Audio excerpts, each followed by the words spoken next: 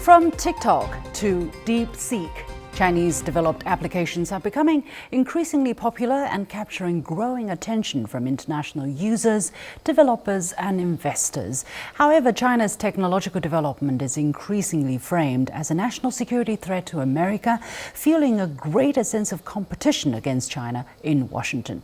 Trump declared that the arrival of DeepSeek AI should serve as a wake-up call for U.S. industries, urging the country to focus intensely on staying competitive. Is China, on a national level, engaged in an AI-led tech race against the U.S.? What are Trump's AI policies and how do they differ from those of his predecessor and those of China? How can we prevent the polarization of the digital world? Welcome to The Point with me, Li Xin, an opinion show coming to you from Beijing. I'm pleased to be joined from Beijing by Ben Norton, founder and editor-in-chief of Geopolitical Economy Report.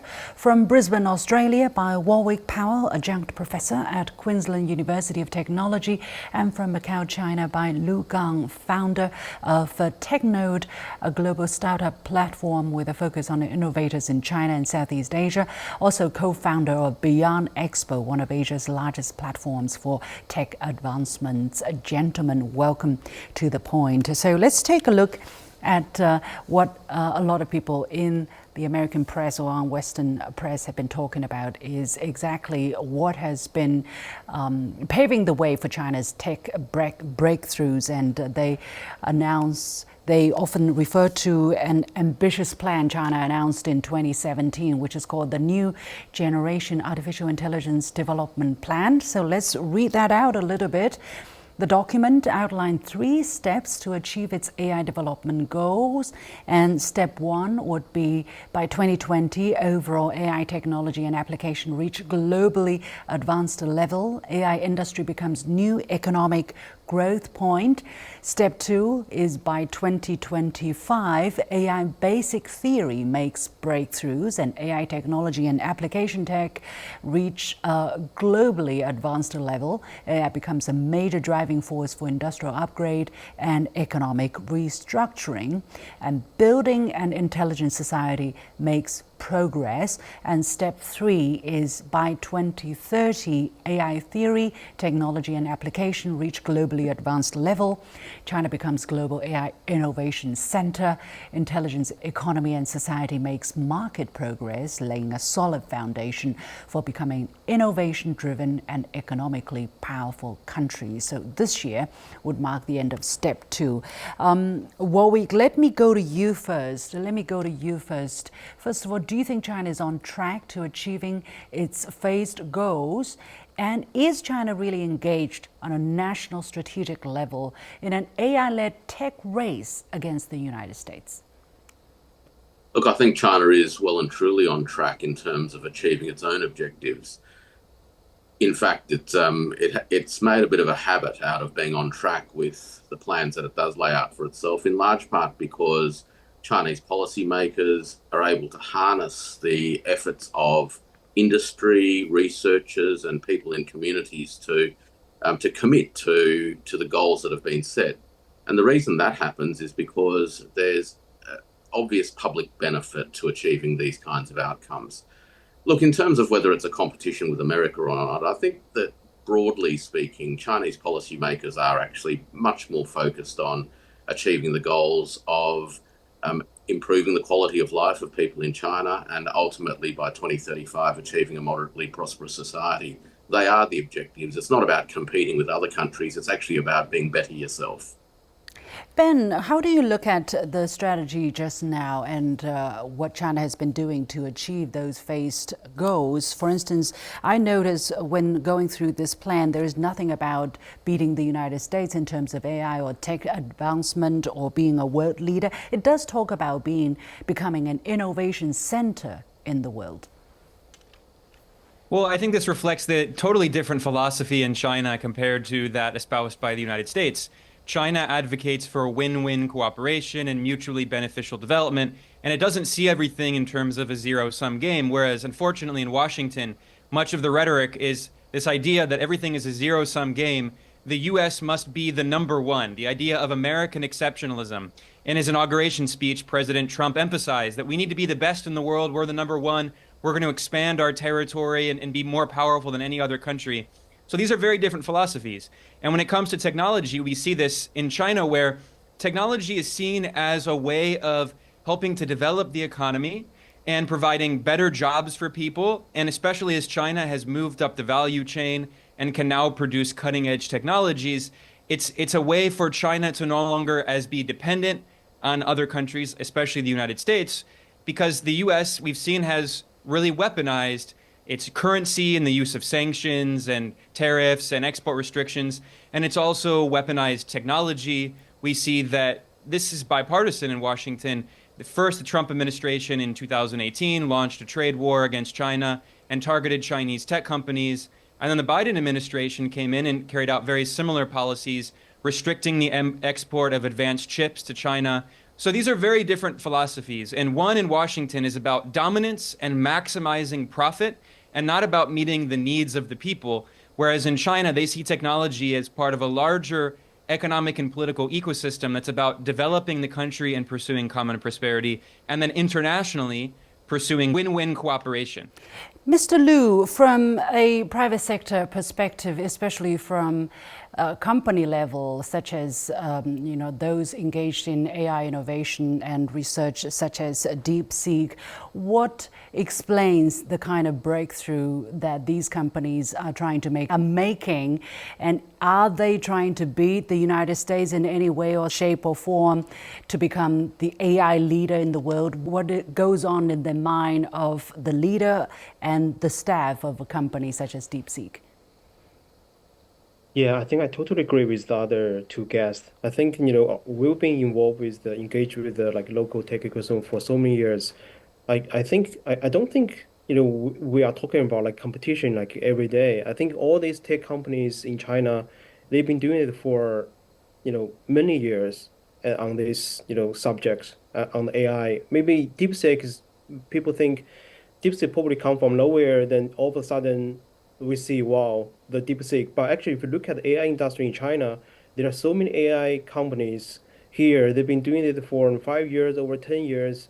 It's not just DeepSeek. We have so many others. I mean, they are been doing the research, spend lots of effort on that. So I think that also, if you can see all applications, AI power application in China, we have so many good examples. I think all the people here, they benefit from the technology advancement here in China. So I think that's what we see, from a local tech ecosystem.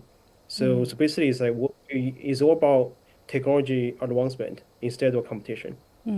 Warwick, let me come back to you. It seems the US, or at least some politicians, lawmakers in the United States, are obsessed with the idea of competition, and it seems that they're almost panicking whenever China announces some kind of technological breakthrough. They're like, whoa, whoa, whoa, we have to do something about it. We have to tighten, the kind of siege around what China can or Chinese companies can put their hands on, so that China doesn't get ahead. Do you see this as a problem? Is there something wrong with this kind of mentality? And what would be the consequence if this kind of mentality sustains in Washington? It actually confuses competition in an abstract sense with the practical applications of a competitive mentality into different contexts.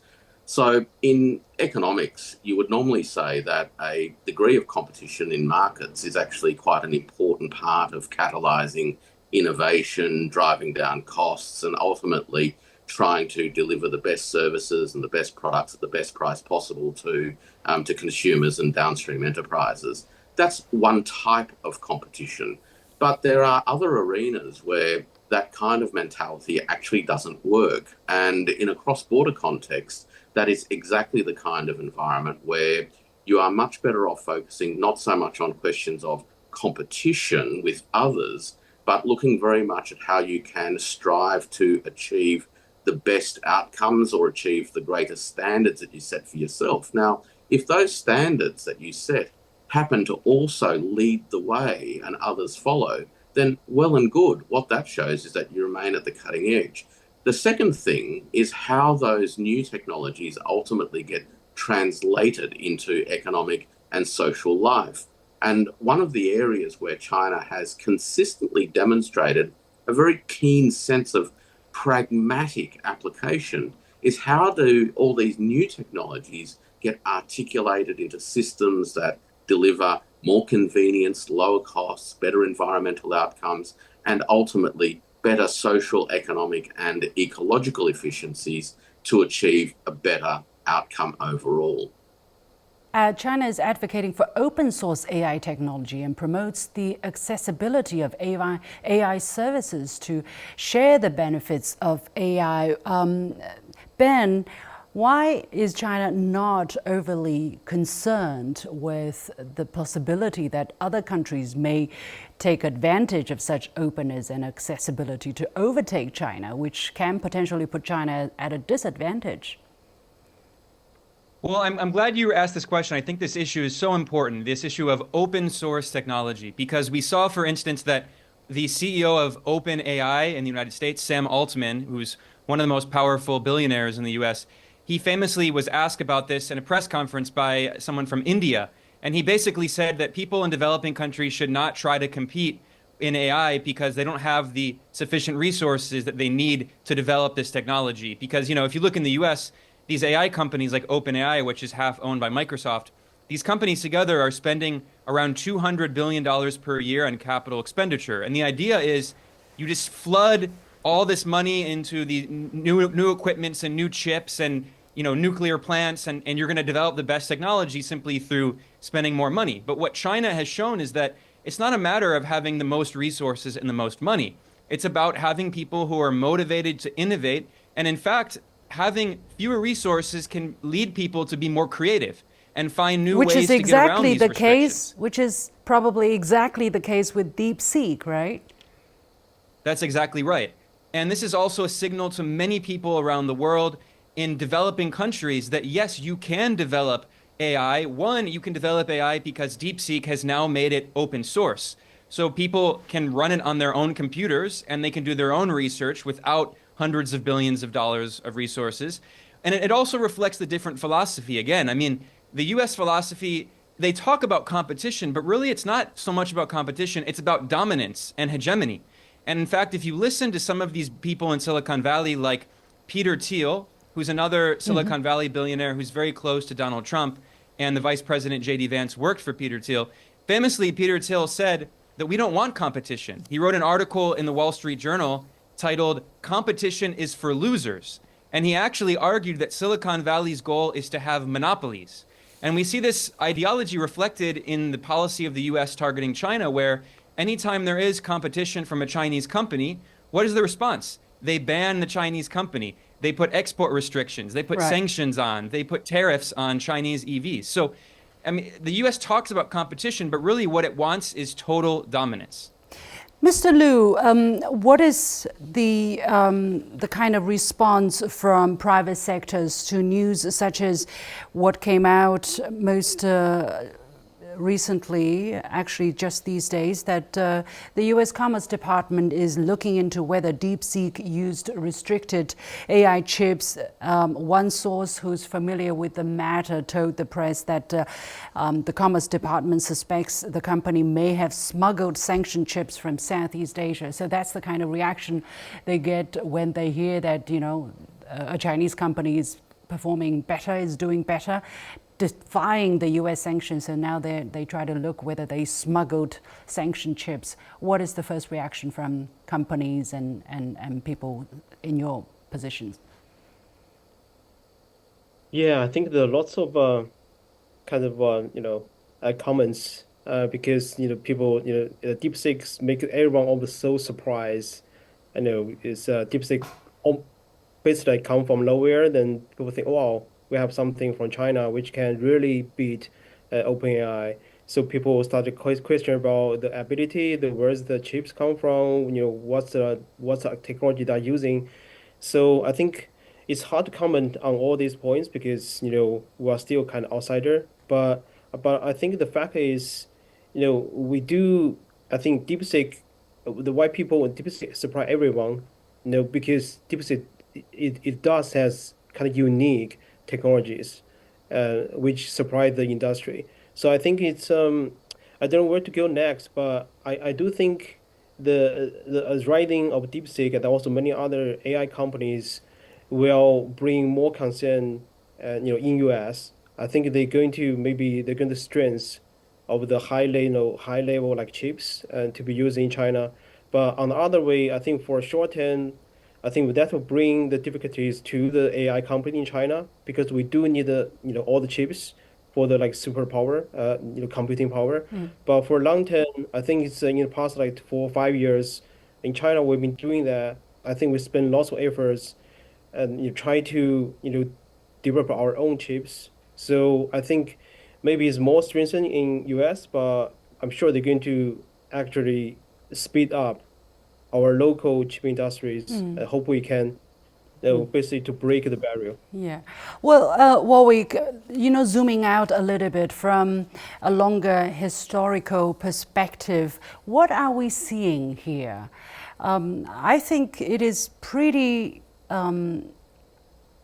unbelievable, incredible, however you term it, that one country is trying to suffocate another country's economy or technological development, and then when it's not working, they try to come down harder or to use more tools, and then they claim that this is for national security, all kinds of legitimization.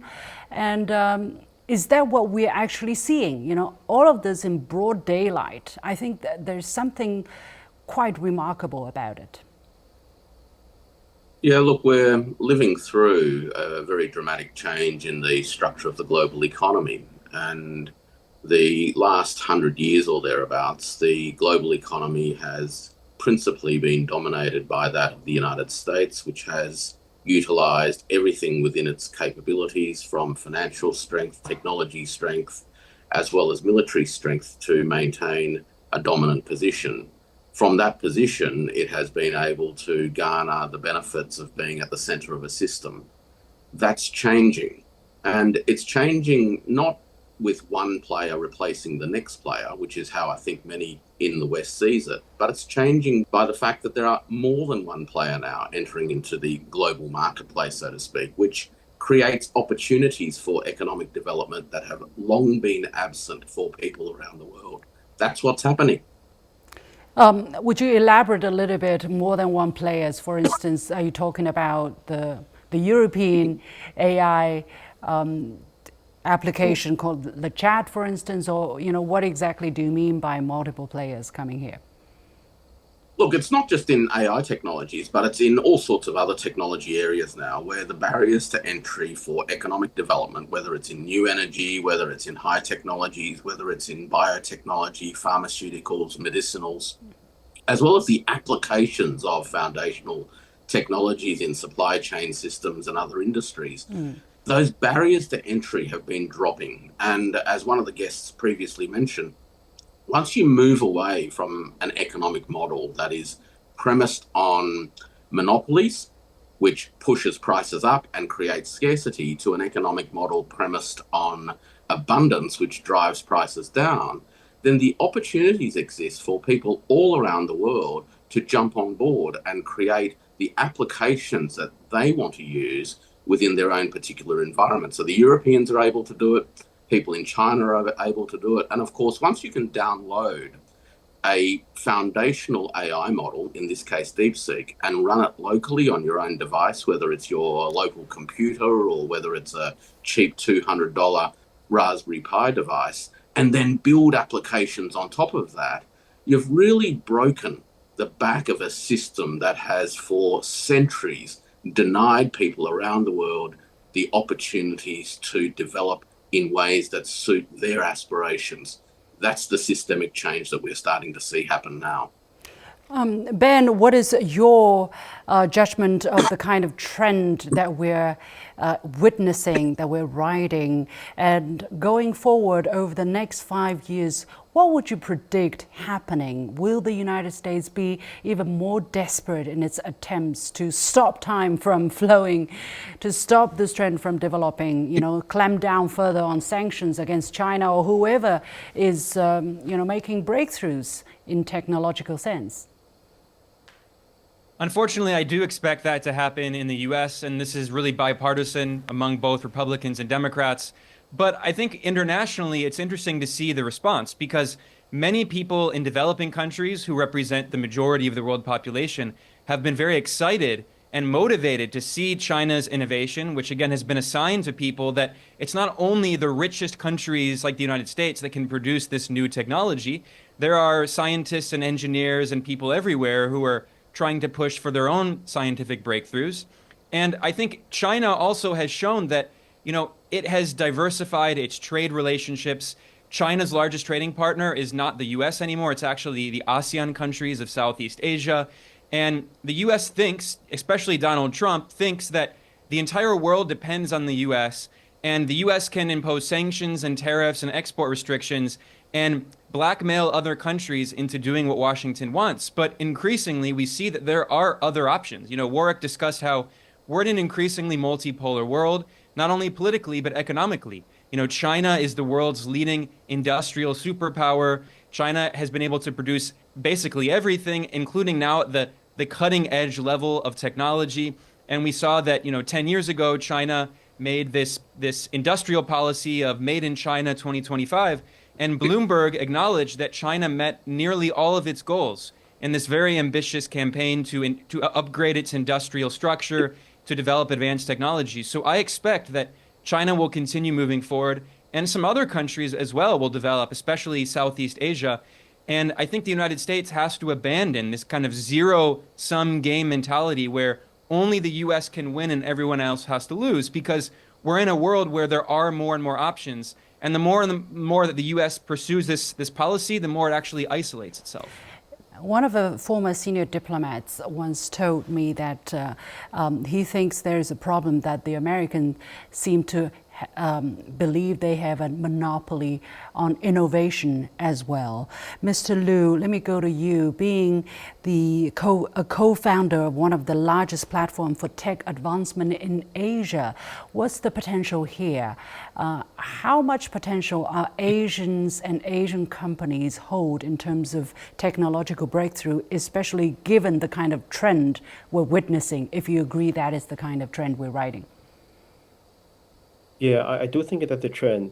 So maybe I can just give you a quick example. There's a big tech expo every January in Las Vegas, which called CES. Right. I've been there like this year, but basically, if you went there, so you can see all I think not all, maybe the most of the like tech innovation or related tech products, they all brought from Asia, China, Korea, Japan, like all the key players at the world's the biggest tech, showcase, stage.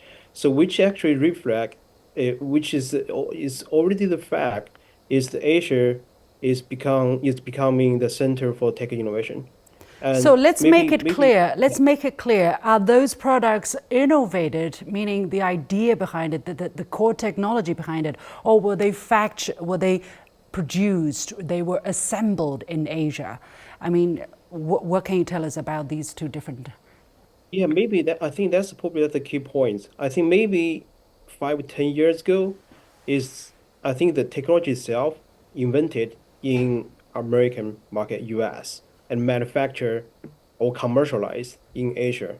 But now is the trend is right now, first of all, I think the manufactured power in Asia is getting stronger and stronger, which is a fact. But on the other hand, we also see like like the AI, we also see like the software side, basically the core technology, coming from Asia as well. Of course, now that's why people think they're the competition, and also why US spends so much effort on trying to protect its so-called their own technology. Maybe just pin back to the open source, part. I think it's quite interesting part. If you look at historically, actually US is really support open source. It's been, for many years. It look at Red Hat, the system, Android, they all kind of open source, and US doing that for long, way back. But right now, actually, it's China probably the first to say, okay, in the AI space, we're going to do open source.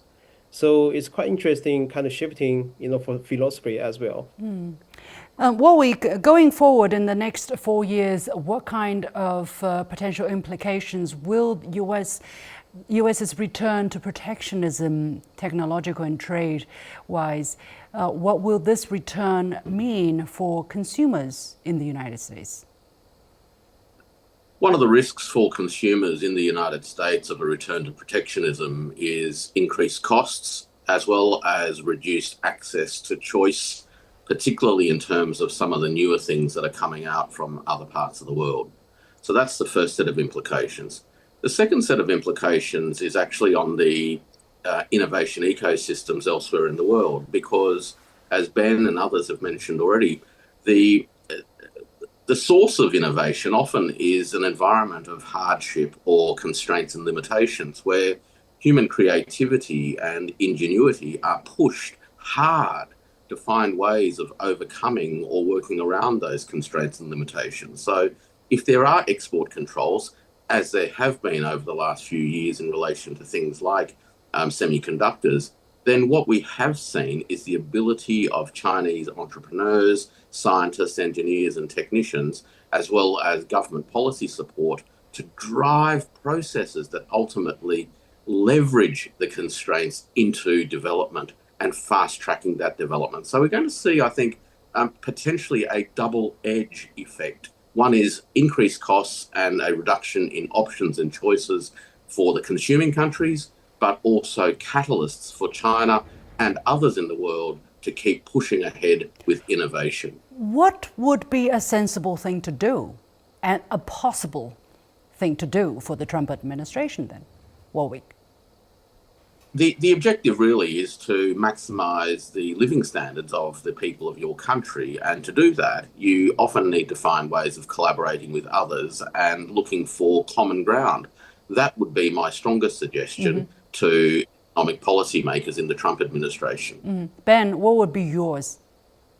Well, this is a complicated issue. I think there's an inherent contradiction between the financial sector and the industrial sector. And Trump has this idea that I think a lot of people share, that the U.S. should reindustrialize. And there are parts of the U.S. that have been abandoned economically, like the Rust Belt. And I think this would be a good policy. But Trump has surrounded himself with many billionaires. His Treasury Secretary is a hedge fund manager. So Trump has this idea that he can just simply put tariffs on everything and magically the United States will reindustrialize. I think he should actually look at what China did to industrialize very quickly and realize that it takes state control over the financial sector, it takes concerted industrial policy, and it takes a plan. You can't just say we're going to tariff everything and magically we'll develop this technology. I think actually what the U.S. could do is borrow policies from China and invite Chinese investment and create joint ventures and have technology transfer. These are the things that China did in the 80s and 90s and 2000s that were very successful. We are going to leave it there. Time has run out. Many thanks to my guests, Ben Norton, founder, editor-in-chief of Geopolitical Economy Report from Brisbane, Warwick Powell, adjunct professor at Queensland University of Technology, and from Macau, China, Lu Gang, founder of TechNode, a global startup platform with a focus on innovators in Asia and China. Thank you so much for joining us. And with that, we come to the end of this special edition of The Point with me, Li Xin. As always, you can follow me on Facebook and X using the handle Li Xin in Beijing. On behalf of the whole team, thank you for joining us. You've got The Point.